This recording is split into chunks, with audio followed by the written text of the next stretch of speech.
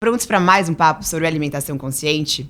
E hoje são temas que estão super em voga: superfoods, veganismo e alimentação plant-based. Você sabe os impactos disso na sua saúde e no meio ambiente? Então vem comigo.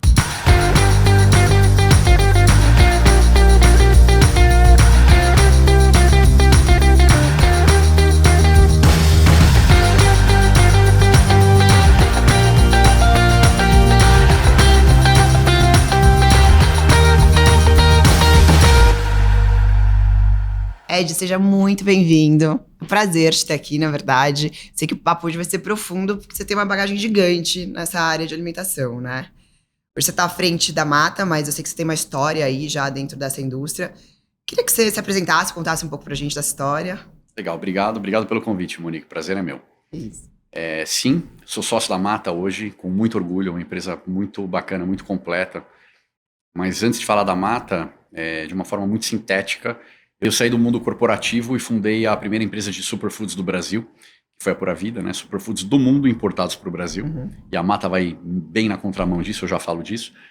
E fiquei 2 anos à frente da Pura Vida, depois eu fundei a Beyond, onde eu fiquei até 2 anos atrás. Então, minha vida na Beyond foi de 6 anos.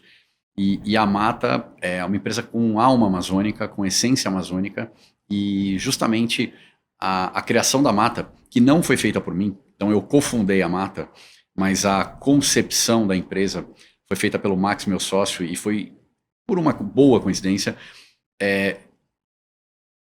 idealizada para ir na contramão do que a gente fez na Pura Vida. A gente tem no quintal de casa a maior biodiversidade do mundo, que é mais da metade do nosso país, que é a Amazônia. E a gente geralmente se esquece disso. Pouco sabe. Quase nada sabe. E a gente falou, cara, deve ter tanta coisa legal aqui, por que a gente não faz o contrário? Vamos cavar os nossos superfoods aqui, vamos angariar, vamos fazer uma curadoria violenta, entender, obviamente, aumentar pra caramba o valor agregado, ver o que dá para fazer de produto com isso e mandar os superfoods do Brasil para fora. Porque aí é um sim bioma faz muito saudável, né? Muito saudável, muito rico, necessitando de uma demanda cada vez maior pelos produtos da floresta, para que a gente mantenha a floresta em pé e para que a gente refloreste áreas que foram deflorestadas para outros fins. Pecuária, garimpo é menos reflorestável, porque o solo geralmente é mais zoado. Mas a Mata nasceu com essa finalidade, com essa proposta, com esse propósito. E é isso que a gente está fazendo. A gente está indo para a Amazon US daqui a pouco para fazer um trial lá nos Estados Unidos. E a empresa está indo super bem, realmente. Ou seja, uma empresa que tem uma preocupação com o ambiental, o social e o nutricional, né? Sem dúvida. E a gente até fala que, sempre que a gente fala da Mata, a gente fala do nosso microbioma, que todo mundo sabe o que é, mas na verdade as pessoas acham que sabem, né? Porque o microbioma, bem da verdade, não é só intestino. A galera associa muito as nossas bactérias ao intestino, mas é o corpo inteiro, é o tempo inteiro. Se eu puser minha mão na boca, tá bombando de micro-organismos, né? Bactérias, fungos, vírus, protozoários, tem de tudo. Então, nosso microbioma, na verdade, é esse conjunto inteiro, mas a imensa maioria, sim, tá no intestino. Mas quando a gente fala de microbioma, a gente fala também de macrobioma, e a gente faz uma ligação simbólica, mas que na real ela existe também, do nosso intestino com o solo da Amazônia. Quase você pode imaginar, fazer uma linha imaginária saindo do nosso intestino e indo para o solo da floresta. E por que essa linha ela é imaginária, mas ela existe uma correlação direta? Porque a riqueza do solo vai passar para os ingredientes que vão vir para você e que vão alimentar diretamente, não só suas células, como o seu microbioma efetivo.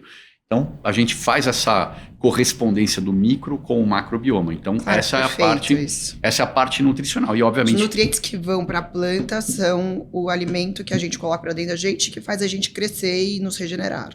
É isso. Perfeito. E, inclusive, eu tangenciei aqui a palavra superfoods, né? Os superalimentos. O que é isso? Alimentos que são mais densamente nutritivos, ou seja, que tem uma carga nutricional maior por grama ou por caloria, da medida que você quiser, do que alimentos padrão. Como que você tem esses superalimentos? Primeira regra é você ter um solo completamente preservado e naturalmente rico.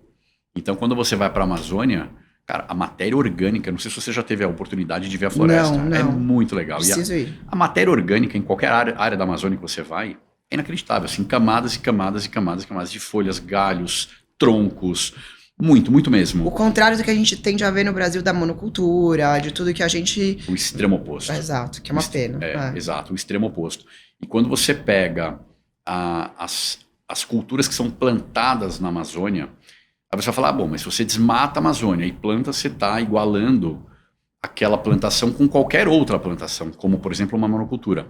Você até pode fazer isso, mas via de regra, nos nossos fornecedores 100%, mas via de regra, na Amazônia você tem muito SAF, sistemas agroflorestais, que são plantações que emulam a vida como ela é na floresta. Ou seja, na floresta você tem Que legal. N variedades por quilômetro quadrado, por hectare, enfim, fazendo uma troca nutricional com o solo. O solo aporta determinados nutrientes para aquelas plantas e aquelas plantas devolvem outros nutrientes para o solo. Se você tem uma monocultura, você não tem como ter isso. Se você tem várias culturas numa mesma área e, obviamente, plantadas de forma sinérgica, com inteligência, com estudo, etc., que tem que ser, porque senão alguma cultura vai morrer, então isso é default, você tem o solo preservado de forma natural. Então, você não precisa adicionar químicos, você não precisa adicionar defensivos agrícolas, agrotóxicos, etc., né, os biocidas, né?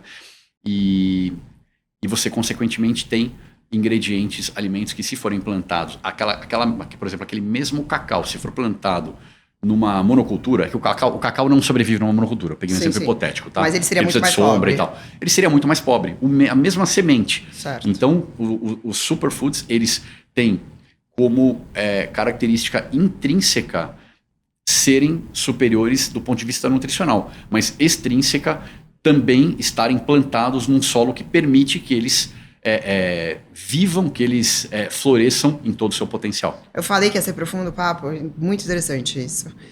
E aí, então, o propósito hoje, assim, da nossa conversa e muito do canal é que as pessoas elas tenham um pouco mais de conscientização sobre a alimentação delas, assim. Então, vamos falar um pouco como é que a gente pode, no nosso dia a dia, na nossa rotina, suprir essas lacunas através de superfoods, ou de repente eu tenho uma dieta um pouco mais restrita, ou eu não tenho muito essa rotina de ter acesso a alimentos naturais. Como é que a gente pode permear esse assunto e entregar hoje para quem está assistindo a gente dicas sobre como melhorar esse aspecto na vida para que as pessoas tenham um bem-estar, né? Elas tenham uma saúde com uma qualidade muito mais superior. Tá, eu vou te responder primeiro com uma resposta curta e parcial e depois com uma resposta longa e mais completa. Curta e parcial, quando você fala de superfoods, inevitavelmente, pelo menos as empresas que vendem, que têm essa preocupação, elas são poucas e têm normalmente um valor agregado maior porque alimentam uma cadeia completa, desde da plantação até o consumo, né? Então, vou até voltar a uma casa. Você falou, a mata, então ela se preocupa com o nutricional, o ambiental e o social. Sim, e obviamente ela vai gerando valor agregado ao longo dessa cadeia inteira. Uhum. Então, a gente paga um valor muito mais justo pela nossa matéria-prima, a gente tem uma preocupação violenta com o tipo de solo, que é a parte ambiental, então sempre em sistemas agroflorestais, como eu comentei, ou extrativismo, que é o que já está lá. Isso foi só um parênteses, tá? Uhum. Então, para dizer que são poucas empresas, e sim, de alto valor agregado, e aí não estou falando de preço, estou falando de valor agregado mesmo, tá? Uhum. Porque você, com uma quantidade menor por grama, você tem uma nutrição muito superior. Por outro lado, como ainda são poucas as opções, a outra parte da minha resposta é, para quem tem a intenção de cobrir essa lacuna nutricional, hoje o mundo é literalmente um mundo, e não é exagero, de pessoas obesas e desnutridas. E depois doentes. Concordo. Né? Mas assim, é uma dicotomia que nunca teve na história da humanidade. A gente sempre ficou apanhando para conseguir, como, né, evolutivamente falando, para conseguir comida. Hoje a gente tem um excesso de caloria e uma falta absoluta de nutriente. Como é que você faz isso? A primeira coisa, até um papo de bastidores que a gente está batendo aqui antes, é tirar alimento industrializado e colocar alimento de verdade. Parece fácil, ele é simples, mas ele não é exatamente fácil, principalmente para quem está acostumado a ficar abrindo o pacotinho ao longo do dia. Né? A gente foi criado as pessoas dessa nem forma. têm essa consciência de que elas comem o dia inteiro ultraprocessados, muito açúcar, muito industrializado, muitos conservantes. E é isso que a gente quer muito falar, né? Sobre vai buscar um alimento mais próximo da natureza, né? Claro que, é o que eu falei, é simples, mas não é fácil. Fala, eu não tenho quem cozinhe para mim, eu não gosto de cozinhar, eu não tenho tempo. Você tem N justificativas legítimas para falar, pô, eu preciso comprar fora. Quando você vai comprar fora, você pode ir num restaurante por quilo, vamos falar de custo-benefício, né? Então, falar do muito caro é muito fácil. Então, vamos no restaurante por quilo, você escolhe o que você vai comer. Então, tá na sua mão, você consegue fazer. Hoje tem delivery de todos os preços e de todas as opções e tudo que é tipo de comida que você puder imaginar.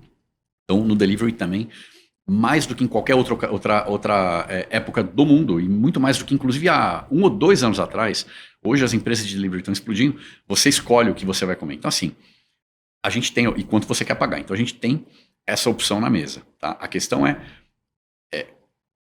vencer a barreira mental e psicológica do industrializado, porque o industrializado ele é feito Pra ser mais palatável, para né? te prender. Exato. Para te prender. Te viciar. Completamente. Por várias razões. Primeiro, tem o açúcar e o trigo na maioria deles, que são 2 componentes que por si só já causam um vício, tá? Isso é muito real. O trigo tem um tipo de exorfina, né? Você tem a endorfina. Ele tem uma exorfina que se liga em áreas do cérebro que simplesmente desligam o nosso botãozinho de saciedade. A gente fica comendo até, cara, não caber mais. Não até a gente ficar satisfeito, até não caber mais fisicamente. Então, Isso faz o cérebro. no cérebro. Então, E no intestino? na verdade, cérebro e intestino é quase que uma coisa só, né? É uma ligação.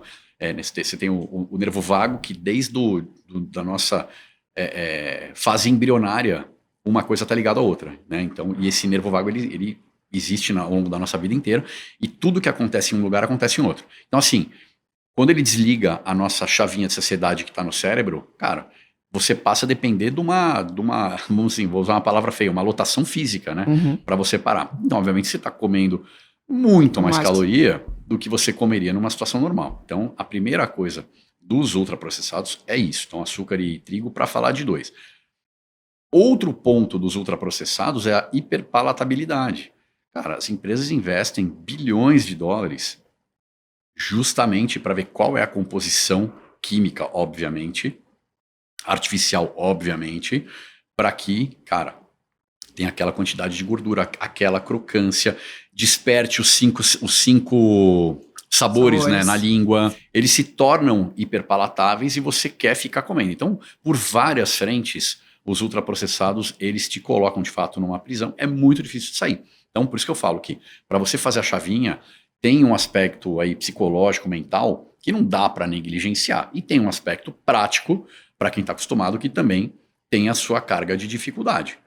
Do outro lado, você tem liberdade, você tem saúde, você tem... Eu não me lembro com quem que eu estava falando ontem, alguém muito saudável. Assim, eu estava dando uma aula da minha mentoria e a Pamela Teca, uma nutricionista que eu gosto muito, estava como convidada da minha aula. A aula era sobre emagrecimento. Ela falou, cara, o meu único objetivo, assim, lá pra frente é poder, cara, andar sem ninguém me segurar, fazer xixi sem ninguém me segurar. E sem precisar usar fralda, ou seja, ter independência mental e física. E as pessoas estão acostumando a verem parentes e amigos envelhecerem, perdendo esta independência, né? Então, assim, de um lado tem isso tudo que eu falei, do outro lado você tem essa independência, você tem essa liberdade. Eu acho que é um trade-off bacana. Como é que você aplica isso no teu dia a dia? Que tipo de alimento que você consome e que você não consome? Sendo comida de verdade, e daqui a pouco eu qualifico um pouco mais comida de verdade, eu não tenho tanta restrição, tá? Eu não tenho nenhuma grande exclusão de grupos alimentares ou nenhuma preferência por uma inclusão. Então, a minha alimentação realmente é muito diversa. Eu, por N razões, adoro começar, não é sempre que eu faço, tá? Faço menos que eu gostaria, mas eu adoro começar e recomendo 1000% que as pessoas comecem qualquer refeição com um prato de salada. O prato de salada ele tem algumas coisas. Primeiro, ele tem uma série de micronutrientes, tá? Que, por exemplo, as carnes não vão ter. Tá? Tem outras, mas não vão ter algumas, que são os antioxidantes, os polifenóis, enfim, uma série de vitaminas pra caramba, que você tem muito mais forte no reino vegetal. Então, o primeiro ponto é esse. E o segundo ponto, principalmente se a refeição que vier a seguir for uma refeição rica em carboidratos, por exemplo, você vai comer uma massa, o prato de salada ele tem um benefício duplo. Tem o primeiro que eu falei, e o segundo é você forrar o seu estômago com fibras. Isso parece algo talvez um pouco clichê, não sei, mas eu posso garantir que você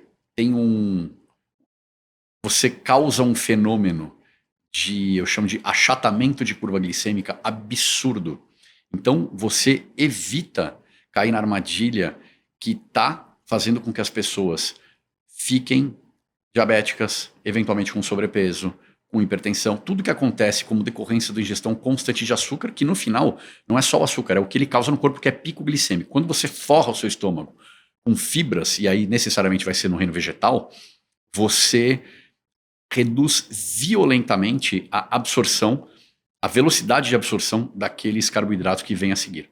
Então, e só para a resposta ser ainda mais completa, dentro da salada, em geral, você coloca vinagre e eu altamente recomendo que você coloque vinagre. Qualquer vinagre serve, tá?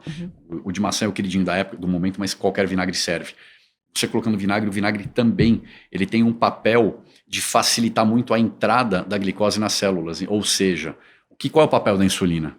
É tirar a glicose o quanto antes, porque ela é tóxica, do sangue, e jogar para dentro da célula. Então, se você consegue fazer isso mais rápido, de forma mais eficiente, você evita esse pico glicêmico, você evita que mais insulina seja despejada e que você tenha picos de glicemia maiores e depois quedas maiores. Então, você achata esses picos e quedas colocando fibra e colocando vinagre. Então, a salada cumpre esses dois papéis, além do anterior que eu falei de micronutrientes. Perfeito. Então, como é que eu me estendi nessa parte da resposta? Mas assim, eu recomendo muito que se coloque essa salada. E depois, basicamente, comida de verdade. Cara, o que você compra numa feira, numa quitanda, num açougue, daí cada um vai seguir o seu estilo alimentar de preferência. Mas, cara, comida de verdade é uma comida que, em geral, não tem embalagem. Você tem comidas com embalagem que são comida de verdade. A mata é um exemplo disso. Você tem cada ingrediente ali com seus nutrientes incrivelmente bem preservados. Metade dos ingredientes, praticamente, por exemplo, é liofilizado. É a técnica mais nobre, mais incrível para preservar os nutrientes. É uma desidratação, uma desidratação por congelamento. Então, você congela aquela fruta e você desidrata e ela não vai para o estado líquido, ela vai do sólido com água do sólido seco, entendeu? Então, é por sublimação, vira um pó. E naquele pó, 98% dos nutrientes estão preservados. Eu estou dando um exemplo aqui de que você tem pacotes que você consegue abrir que são alimentos de verdade, mas é muito exceção ainda, tá?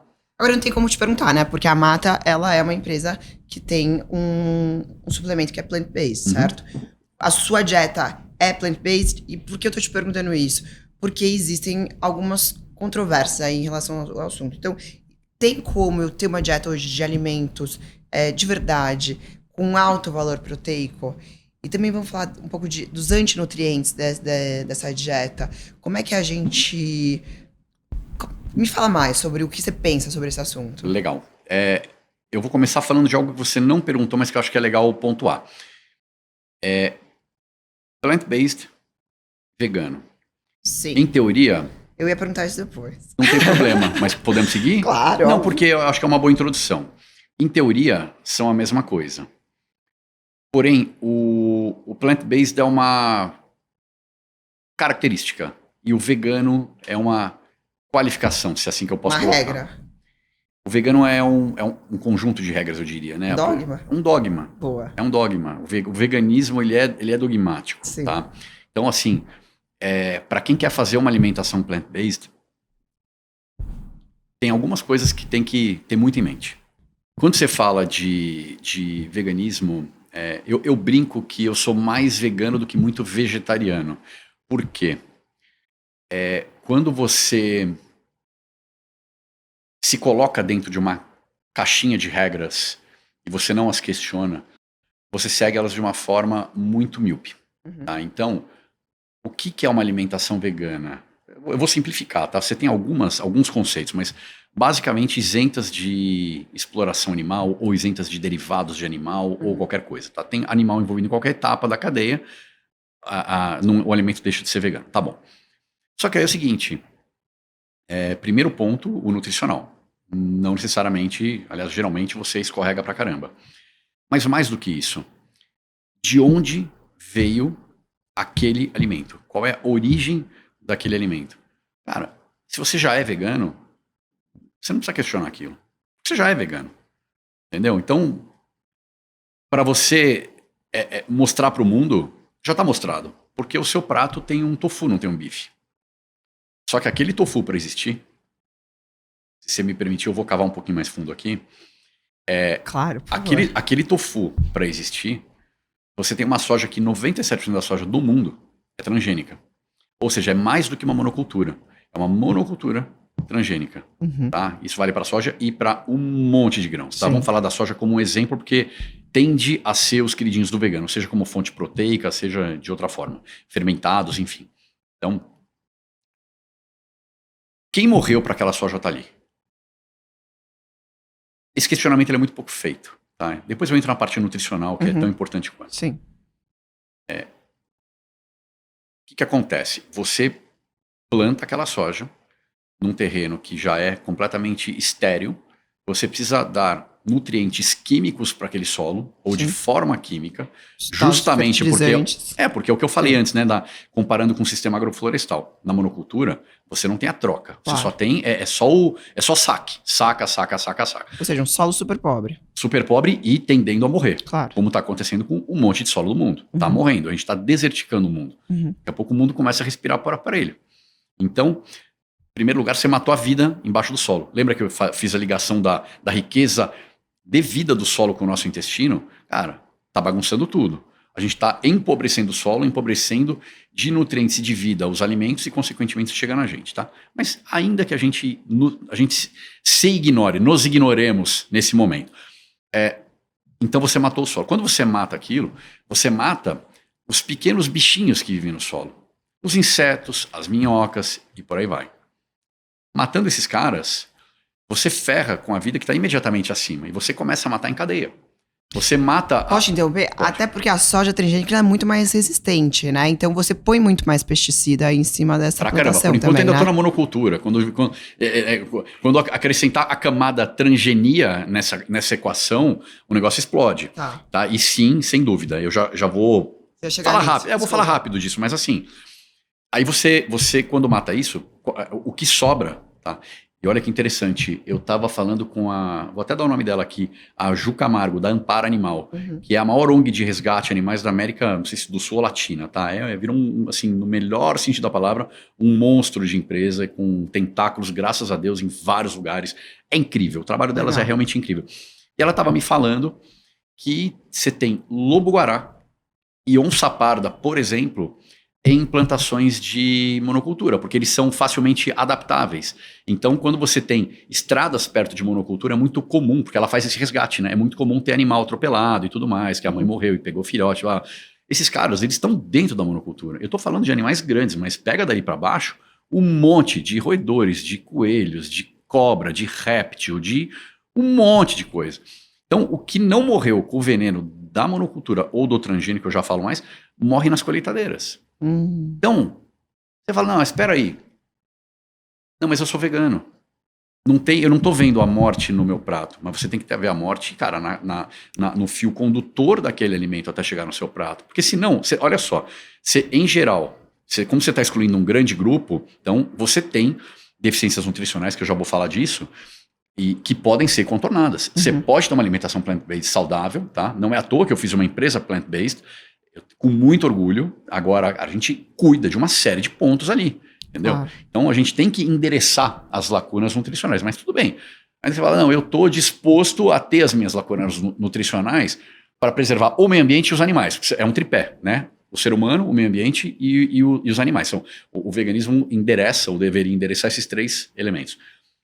Então, bom, o meio ambiente você está matando, porque se você está com a sua alimentação a base de monocultura, isso pro cara... Estamos ainda não chegamos nos industrializados pro vegano na parte nutricional. Então, meio ambiente. Cara, você tá, veneno. Animal. O cara tá matando uma quantidade absurda de animal porque a forma como o negócio é plantado, é colhido, é tudo errado. E por fim, aí sim, tem o ser humano. Então, cara, olha que equação sacana. Você está se privando por uma causa que inquestionavelmente é muito nobre, e isso, quem falar o contrário comigo vai brigar, porque assim... Não, é uma filosofia linda de vida. Linda. Mas que não está sendo aplicada. Não está sendo aplicada. E na prática, exato, na prática, o veganismo ele está errando nos três pilares. Por isso que eu não gosto de falar vegano, eu gosto de falar plant-based. Não que o plant-based não erre, mas o plant-based ele não é dogma, é simplesmente uma característica, entendeu? Entendi. Então eu não quero colocar a empresa dentro de uma caixinha, porque eu poderia ser uma empresa vegana e vender, cara, e vender soja transgênica, entendeu? Entendi. E só para bater o transgênico, que eu não falei, o alimento transgênico, ele é um cruzamento entre o reino das plantas e das bactérias. Uhum. Então é um negócio meio Frankenstein mesmo. E por que acontece isso? Porque essa planta, ela aguenta uma carga de veneno em variedade e em quantidade que mata tudo em volta dela, menos ela. Entendeu? Uau. Então, além de tudo, você envenena muito mais o solo e você traz muito mais veneno pro seu prato e pro seu corpo. Claro. E o alimento transgênico é tão antinatural que ele não nasce. Não sei se você sabe disso. Se você pegar Ele é feito em laboratório, 100%. Não, mas ele não nasce. Se você pegar um milho transgênico e der pro seu filho fazer o experimento que você provavelmente fez, de plantar na terra um algodão, ele não nasce. Ah, é? O transgênico não é. Ele precisa do veneno em geral, Bayer / Monsanto, né? Mentira. Juro. Quando eu falo Isso de é prisão, novidade. a gente tem vários tipos de prisão na nossa vida, né? Uau. E o agrônomo, ele tem... O agricultor, perdão, ele tem uma das prisões dos caras que acabam indo para o transgênico supostamente para aumentar o volume de produção. Mas enfim, não quero desviar do nosso tema. Sim. Então, como fazer para ter uma alimentação tão plant-based completa? Primeiro lugar, variedade. Segundo lugar, tomar cuidado com a densidade nutricional do que se está consumindo. Tá? Então, puxar essa linha é importante. E quando eu falo de densidade nutricional aqui, eu estou falando principalmente da questão de proteína. Eu vou te dar um exemplo. Você sabe qual que é uma das proteínas veganas mais consumidas? Eu vou ficar muito feliz se você acertar, mas acho que você não vai ter ideia. Tá. Você vai por um outro caminho. É o glúten. É o glúten. É o Porque o glúten. glúten é uma proteína, O afinal. glúten é uma proteína. Uau. Mas o glúten é um conjunto de proteínas, mas é também o pior antinutriente da natureza. Olha aqui outra equação do diabo pro vegano, que não sabe disso, Caraca. e vê lá um produto vegano com X gramas de proteína, tá? Que já começa na mentira, porque aquela proteína, existe um cálculo da quantidade de nitrogênio para se aferir a quantidade de proteína. E o nitrogênio da soja, boa parte, a maior parte, não é convertido em proteína. Então, já começa que no percentual já está errado, tá? Mas legalmente está certo, tá? Na prática está errado, mas do ponto de vista legal está certo. Porém, é o tipo de proteína, cara, que você quer passar longe, entendeu? Principalmente quando ela vem fora da carga normal que seria, que já não é normal porque foi hibridizado, mas dentro da sua matriz alimentar, trigo, centeio ou cevada, tá? E aveia se for contaminação cruzada, mas dentro da matriz já é complicado, principalmente no trigo que foi hibridizado tem 40 vezes mais glúten do que tinha há 100 anos. Agora, se você pega isso, isola, concentra e coloca num alimento para dar o apelo de altamente proteico, cara, é uma sacanagem sem fim, sacanagem. Né? Então, tomar muito cuidado. Porque o glúten tá maquiado por aí, então. Em tudo que é lugar. Sim. Em tudo que é lugar, mas quando ele é adicionado como proteína, ele tem que estar escrito lá ou glúten ou no rótulo tem uma sacanagem, proteína do trigo. O cara não sabe o que é glúten. Que parte do trigo é proteína? Beleza, o cara nunca vai imaginar que é o glúten, entendeu? Eu não sabia. E é justamente o próprio. Então, se você lê glúten ou proteína do trigo, aquele produto, cara, é uma sacanagem em alto nível, né? Assim, gigante. Então, densidade nutricional... A gente nem precisa falar, porque acho que a maioria das pessoas já sabem que o glúten, ele faz bastante mal pro intestino, né? Ele é uma cola ali. Terrível. A gente pode gravar um podcast só disso. Sobre isso. Mas sim, é terrível, é terrível. Eu não indico uma alimentação sem glúten para a vida. E vai ser controverso se eu falar que indico, vai ser controverso se eu falar que eu não indico. Então, dane-se a controvérsia. Mas eu não indico porque a pessoa pode criar uma situação celíaca por ausência de glúten. E eu acho que a vida fica muito difícil se você tiver a obrigatoriedade de não incluir glúten. Você perde a liberdade. Então eu acho que não é o caso. Mas eu falo assim, consuma o seu glúten com sabedoria, os seus créditos de glúten com sabedoria, porque ele vai te fazer mal. Você pode perceber ou não, mas internamente ele vai te fazer mal.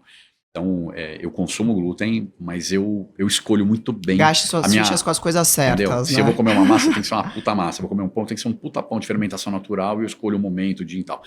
Então, aquele pãozinho ocasional de manhã ou do couvert, aquilo não existe mais há muito tempo. Sim. Mas assim, para não desviar muito, uma outra coisa que tem a ver com isso, para uma alimentação plant-based saudável, é colocar várias matrizes alimentares e não focar em uma, mesmo como fonte proteica, porque no reino vegetal, normalmente as grandes fontes proteicas, elas são incompletas. Você não tem todos os aminoácidos contidos nela. Então é legal você pegar um pouco daqui, um pouco dali. Então, por exemplo, na mata a gente conseguiu fazer um alimento que é altamente proteico, tem num produto que é uma refeição inteira, tem 2/3 da carga proteica do whey, e com todos os aminoácidos, mas é porque lá dentro tem um monte de alimento de alta quantidade de proteína e com aminoácidos se complementando. Mas é algo que tem que ser um trabalho ativo. A pessoa que faz uma alimentação plant-based, ela não tem alternativa a não ser estudar a alimentação. Ela tem essa obrigação para ela. Tá? Porque eu acho que cuidar do meio ambiente dos animais é tão nobre quanto cuidar dela, não menos ou não mais. Ela precisa saber disso para saber quais são as lacunas. Ela vai precisar fazer uma suplementação de B12, eventualmente uma suplementação proteica também, eventualmente. Então, ela tem que entender quais são as lacunas dela para que ela não escorregue. E depois de 5 anos, 10 anos, não vire uma pessoa com uma série de doenças, como é tão comum. A maior parte das pessoas que eu conheço que são veganas, vegetarianas, elas se alimentam excessivamente de carboidrato, simples, o que é muito ruim. E aí, assim, quando elas são até um pouco mais evoluídas, elas vão para os grãos, que eu acho que eles são cheios de antinutrientes, mas tudo bem. Se a pessoa tem uma consciência maior de como fazer isso em casa, ótimo, que ela pode driblar isso. E, por fim, elas acabam recorrendo muito a industrializados, né? Porque é isso que eles não estudam o que eles estão comendo. E como eles estão refém hoje, na vida, eles vão comer até batata frita no restaurante e achando que tá tudo bem, né? Total, e uma batata frita feita num óleo de soja transgênico. Isso. E aí volta toda essa história, entendeu?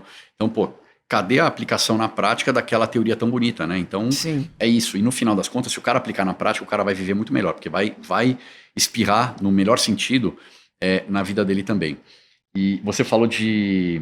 E aí, só pra terminar, assim, é uma pena, porque ele tá tão preocupado com o mundo e com essas filosofias que a gente tá falando que, de fato, não são aplicáveis, que tá esquecendo dele mesmo, né? Da própria saúde. E, assim, eu não tô aqui criticando a filosofia, muito pelo contrário. Só acho que esse ponto que você levantou, que as pessoas deviam ter mais consciência sobre o que elas estão comendo, ela se aplica pra todo mundo, inclusive quem tem uma alimentação mais nichada, né? Sem dúvida. Mas o ponto é isso, é uma alimentação com um teor de carboidratos muito altos, né? Incluindo os refinados, que aí a gente pode falar quão mal isso faz pra saúde, né? Sem dúvida. Você tocou no tema de antinutrientes, eu acho interessante. E vou falar uma coisa polêmica. Eu vou juntar duas coisas, antinutrientes com refinados. Tá? Dependendo do carboidrato, o refinado é melhor do que o integral. Vou te explicar. Porque você já matou a charada, né? Porque você me perguntou de antinutrientes, você já tem uma ideia do que seja. Mas assim, geralmente, não só, tá? Por exemplo, o glúten, o antinutriente, ele tá no trigo inteiro, mas... trigo, cevada e centeio, mas você tem os antinutrientes normalmente na casca do grão, em maior quantidade, né? Por quê? Porque o que é o antinutriente? Antes de qualificar, definir. É a defesa natural da planta. A planta, ela está engessada, ela não pode se mexer, então ela não tem defesa física, a defesa dela é química. Então ela não quer ser comida. Então os antinutrientes, eles são compostos, muitas vezes tidos como compostos benéficos, e muitas vezes o são mesmo, né? Compostos fenólicos, por exemplo, que eles são feitos para causarem alguma reação em quem comer essa planta. Boa, eles são inflamatórios para o nosso corpo, é isso, né? Não necessariamente. Aí que tá. Não necessariamente. Você tem um conceito que é muito verdadeiro, que é o conceito de estresse hormético, ou hormese. Tá. Que são pequenas cargas de estresse que você dá para o seu corpo, e o corpo ele vai melhor. Então, os antioxidantes, muitos deles não são antinutrientes, mas muitos são.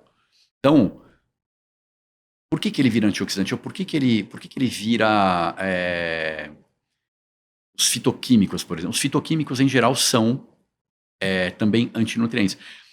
Se você consumir uma alta carga daquele fitoquímico específico, ele é problemático para você. Se for em pequenas doses, ele vai fazer bem. O seu corpo ele vai criar aquele pequeno estresse, que pode vir em forma de inflamação aguda, não crônica, mas ele se readapta. Do ponto de vista físico, só para exemplificar, sauna é um tipo de hormese.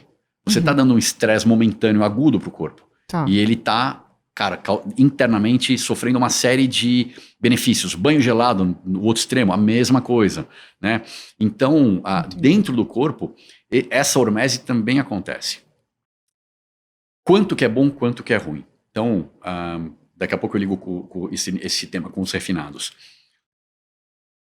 É uma auto-observação super importante, porque você tem, por exemplo, os 2 grandes grupos principais de antinutrientes. Então, na maioria das folhas, você tem os oxalatos, o ácido oxálico, e que causam depósitos de cálcio onde não deveriam. Então, pode dar dores nas juntas, pode dar pedra no rim. Então, ele tem alguns destinos que não seriam recomendados. O espinafre, especialmente o cru, é uma bomba de ácido oxálico. Eu recomendo que você não come espinafre cru.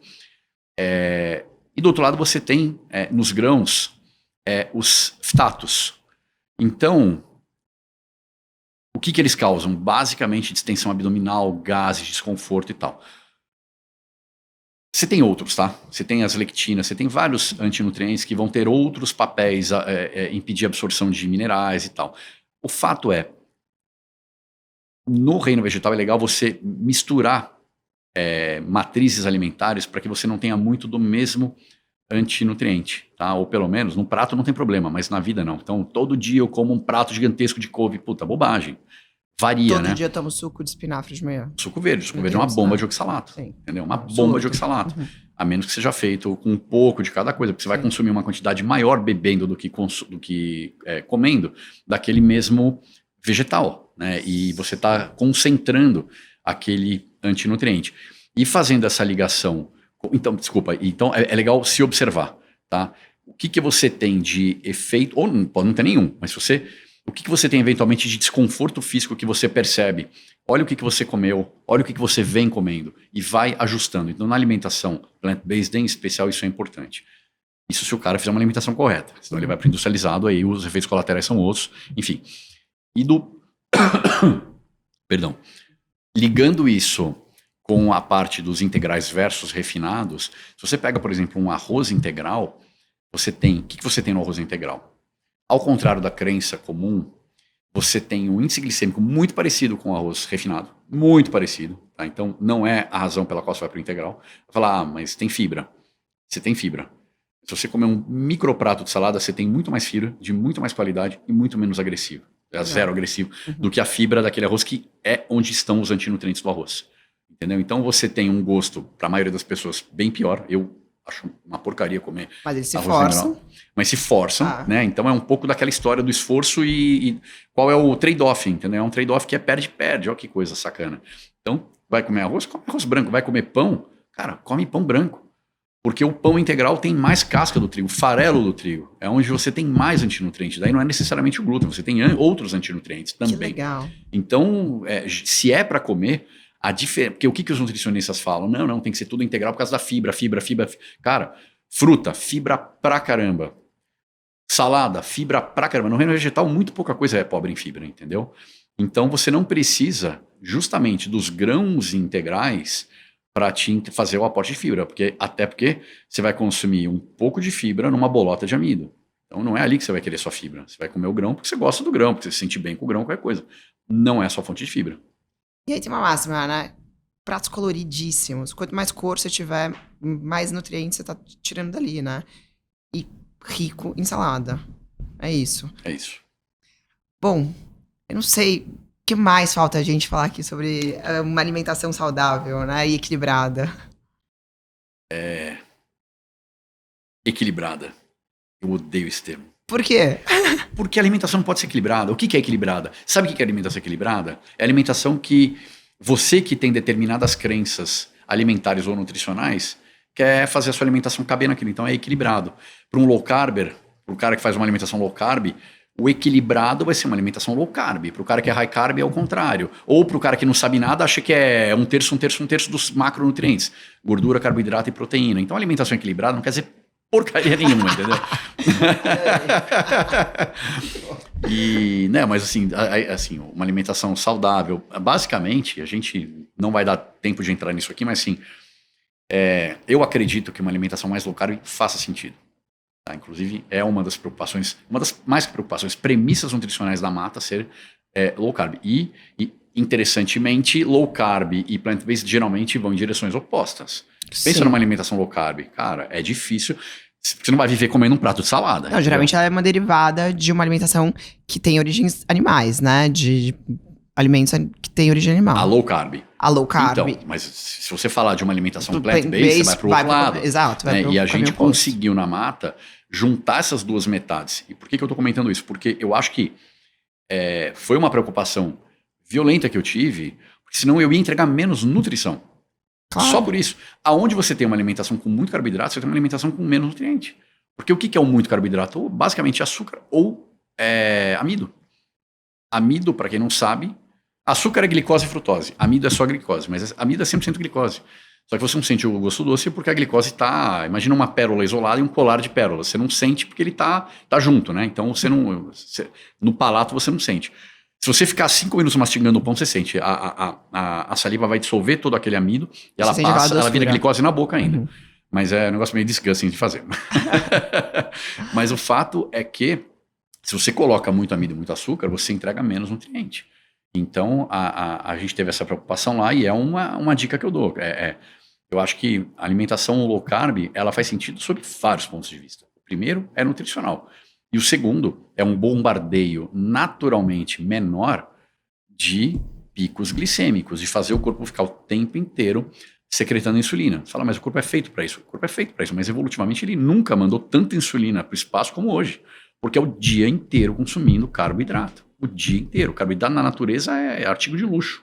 Entendeu? E hoje é a base de toda e qualquer alimentação principal e intermediária. Então o corpo está fazendo isso o tempo inteiro. O que você tem de efeito colateral?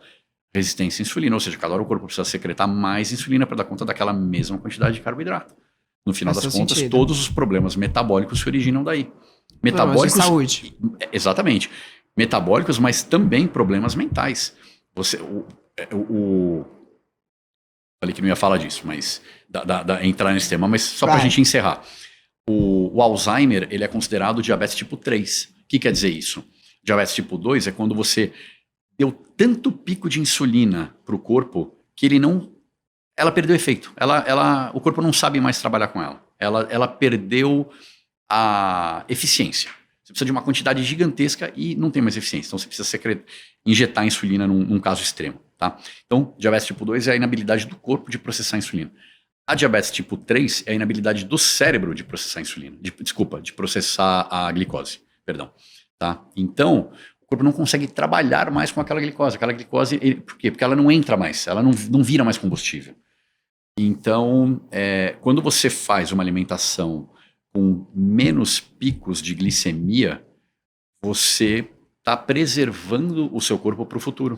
Você está glicando mais, você está oxidando menos células, você está... hemoglobina glicada, todo mundo já ouviu falar no esse teste. O que é hemoglobina glicada? É a hemoglobina que estava assim, caramelizada. Um exemplo assim, um pão branco e um pão preto torrado. Ela tá torrada. E a hemoglobina, ela se refaz rápido, mas ela é simplesmente um cartão, como é que fala? Um cartão de apresentação do que está acontecendo no corpo inteiro. Então, o açúcar em excesso, ele causa uma quantidade de danos internos, inclusive alteração de DNA, muito grande. Então, uma alimentação low carb faz sentido sob praticamente qualquer ponto de vista. E de quebra, a pessoa tende a emagrecer. Bom, a gente vai deixar o link aqui da Mata. Eu queria muito te agradecer, eu queria continuar esse papo, porque é muito rico. Realmente, assim, você tem muito pra contar e agregar. Mas a gente vai marcar, então, o próximo podcast pra falar sobre tudo isso que ficou na mesa ainda. Vamos sim, vai ser um prazer. Obrigada. Prazer estar aqui, Monique, foi muito legal. Prazer foi meu. Conta comigo. Boa sorte aí, obrigado. Obrigada. Pessoal, só eu posso pedir uma gentileza? Se vocês conseguirem tirar uma foto, pode ser no meu celular ou na Monique ou qualquer um da gente aqui. Eu não queria terminar, viu? Mas se a gente começasse um pouco mais... Não, mas é legal dividir.